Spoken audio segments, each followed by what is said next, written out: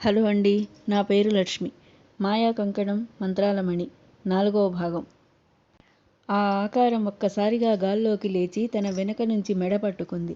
ఎంత చావాలనుకున్నా ఒక పిశాచానికి ఆహారం కావడమా? అలా జరగడానికి వీల్లేదు. ముకుందుడిలో ఇప్పుడు ఎటువంటి భయం లేదు. అది చావు ధైర్యం.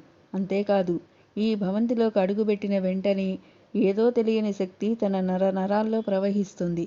తన కుడి చెయ్యని ఆకారంతలకు తగిలే విధంగా బలంగా వెనుకకు విసిరాడు. ఆ పిశాచం గావుకేక పెట్టి 4 అడుగుల దూరంలో పడిపోయింది. ముకుందుడికి ఆశ్చర్యం అనిపించింది. అటువంటి భయంకర పిశాచం తన వంటి అర్భకుడు కొడితే 4 అడుగుల దూరంలో పడటమా?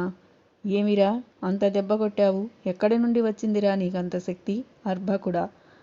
ఆశ్చర్యంగా అడుగుతూ మళ్లీ మీదకు వచ్చింది. ఈసారి బలమంతా ఉపయోగించి దాని తల మీద గట్టిగా కొట్టాడు.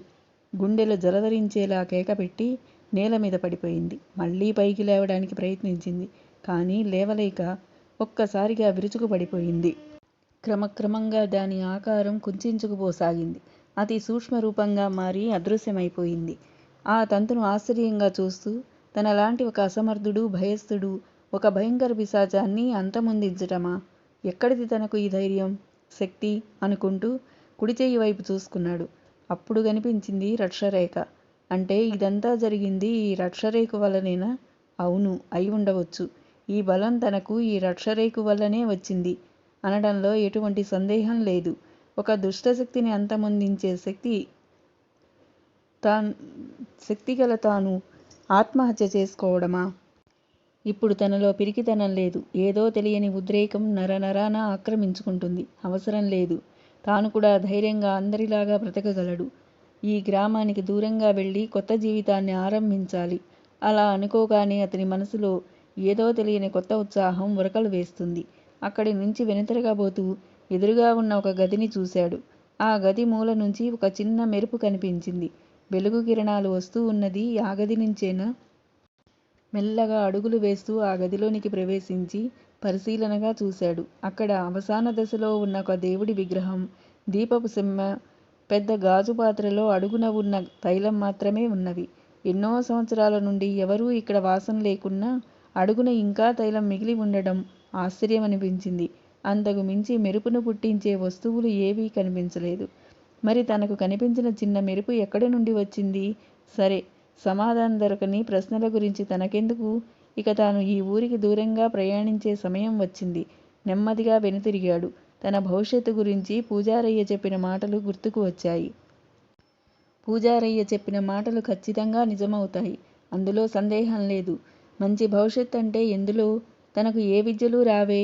అప్పుడప్పుడు నరసింహ దగ్గర కత్తిసాము, కుస్తీ కొంచెం కొంచెం నేర్చుకోవడమే తప్ప ఎటువంటి నైపుణ్యం లేదు. ఏమో చూద్దాం. ఒక చిన్న ఆలోచన వచ్చింది ముకుందుడికి. తన కొత్త జీవితానికి నాందిగా ఇంతకు ముందు చూసిన గదిలోని విగ్రహానికి పూజ చేసి ప్రయాణం ప్రారంభించాలని. తన ఈ చిన్న ఆలోచనే తన జీవితాన్ని మారుస్తుందని ఆ క్షణంలో ముకుందుడికి తెలియదు. అదే దైవ నిర్ణయం అంటే. వెనుతిరిగి ఆ గదిలోకి వెళ్ళాడు. అక్కడ ఎక్కడా నీటి జాడ లేకపోవటంతో తన అంగీని విప్పి విగ్రహాన్ని, దీపపు సెమ్మని శుభ్రం చేశాడు. గాజు పాత్రలోని తైలాన్ని సెమ్మలోకి వంచి తన దట్టిని కొంచెం చించి కింద పడి ఉన్న రాళ్ల సహాయంతో కష్టపడి నిప్పు పుట్టించి దీపాన్ని వెలిగించాడు. విగ్రహానికి నమస్కరించి వెనుతిరగబోతూ ఏదో అనుమానం వచ్చి గది మూలకు చూశాడు. తనకు ఇంతకు ముందు కనిపించిన మెరుపు ఇప్పుడు గది మూలలో కనిపిస్తుంది. దగ్గరకు వెళ్ళి పరీక్షగా చూశాడు. ఏ వస్తువు కనిపించలేదు. కానీ మెరుపు మాత్రం ఉంది. అదేమిటో తెలుసుకోవాలన్న ఆసక్తి పెరుగుతూ వస్తుంది. ఆ గోడ తవ్వడానికి కావలసిన సాధనం కోసం చుట్టూ చూశాడు. ఏమీ కనిపించలేదు. భవనం మొత్తం వెతకగా ఒక లోహపు కడ్డీ కనిపించింది. దాన్ని తీసుకుని గది మూలను మెల్లగా తవ్వడం మొదలుపెట్టాడు. కొంచెం తవ్విన తర్వాత ఒక నల్లని రాయి వంటి వస్తువు బయటపడింది. మెరుపు ఆ రాయి నుంచే వస్తుంది. నెమ్మదిగా చేతిలోకి తీసుకున్నాడు. ఒక్కసారిగా ఆ మెరుపు ఆగిపోయింది. ఏమై ఉంటుంది అది? వజ్రమా? మణి? మరకతం? ఏమిటో తెలియలేదు. చూద్దాం. కొత్త జీవితంలో దొరికిన మొదటి వస్తువు.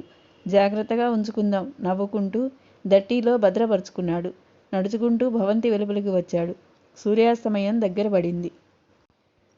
మంత్రిక మంత్రిక ఆందోళనగా అరిచింది చండిక. అప్పటి వరకు ప్రశాంతంగా కళ్ళు మూసుకుని బావిగట్టున ధ్యానం చేసుకుంటూ ఉన్న చండిక ఒక్కసారిగా ఉలిక్కిపడి కళ్ళు తెరిచింది. పైనుంచి కింది వరకు ఏకవస్త్రపు నల్లని అంగీని వేసుకొని ఉంది ఆమె. విచిత్రమైన కొప్పుముడి, విభూది రేఖలతో ఆకారం కాస్త భయం కలిగిస్తూ ఉంది. తనకు ధ్యానభంగం కలిగించిన విషయం ఏమిటో ఒక పట్టాన అర్థం కాలేదు. దివ్యదృష్టితో గమనించసాగింది. కానీ అస్పష్టత. ఏదో జరిగింది. అది తప్పకుండా తమకు నష్టం కలిగించేదే. ఈ విషయం మాంత్రికునకు తెలుపవలసిందే. మాంత్రిక, మాంత్రిక మళ్లీ గట్టిగా పిలిచింది.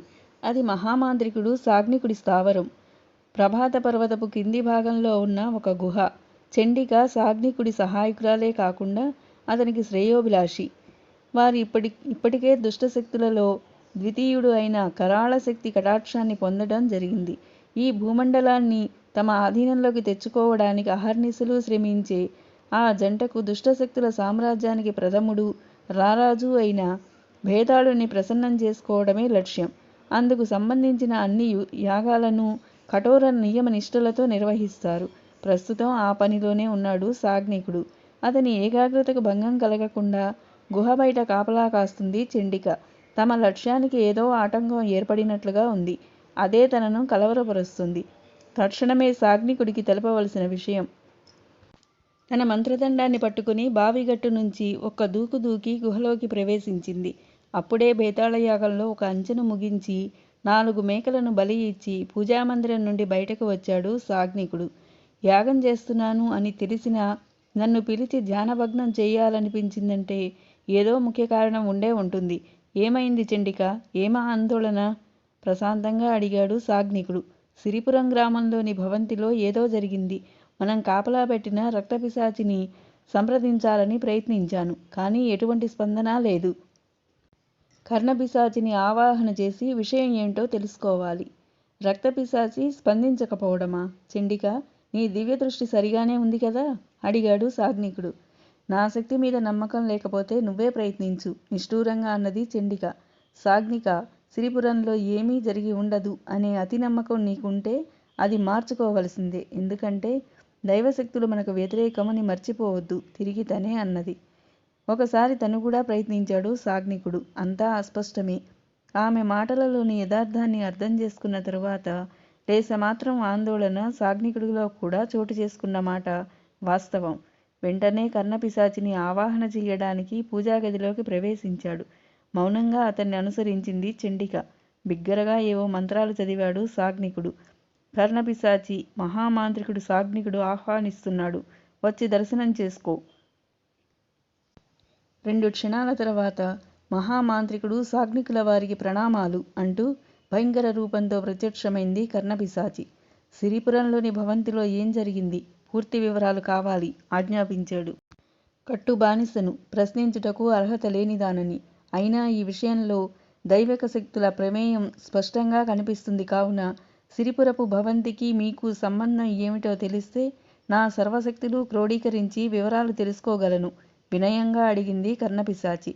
నీకు తెలియని విషయాలా కర్ణపిశాచి? మమ్ములను పరీక్షిస్తున్నావా? కోరగా అడిగాడు సాగ్నికుడు. సరే, అడిగావు కనుక వివరిస్తాను మళ్ళీ తానే అన్నాడు. విశ్వకుడి గురించి నీకు ఏమి తెలుసు? ప్రశ్నించాడు.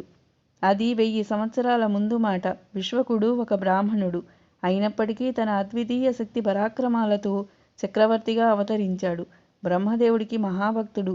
12 సంవత్సరాలు సప్తర్షులకు శుశ్రూష చేసి వారి ద్వారా కరీమణి అనే అద్భుతమైన నలుపు రంగు స్ఫటికాన్ని, 20 సంవత్సరాలు అత్యంత కఠినమైన ఘోర తపస్సు చేసి బ్రహ్మదేవుడు మెప్పు పొంది మణికంకణాన్ని పొందగలిగాడు. వాటి ప్రత్యేకత ఏమంటే కరీమణి ద్వారా అత్యంత తెలివితేటలు, అమితమైన శక్తి మరియు మణికంకణం వల్ల మంత్రశక్తులు సంప్రాప్తిస్తాయి. అలాగే వారసత్వంగా విశ్వకుడికి సంక్రమించిన కుండలాలు. ఈ కుండలాలు కలిగి ఉన్న వ్యక్తి అజేయుడై వెలుగొందుతాడు. ఈ విషయాలన్నీ కర్ణపిశాచి కళ్ల ముందు మెదిలాయి.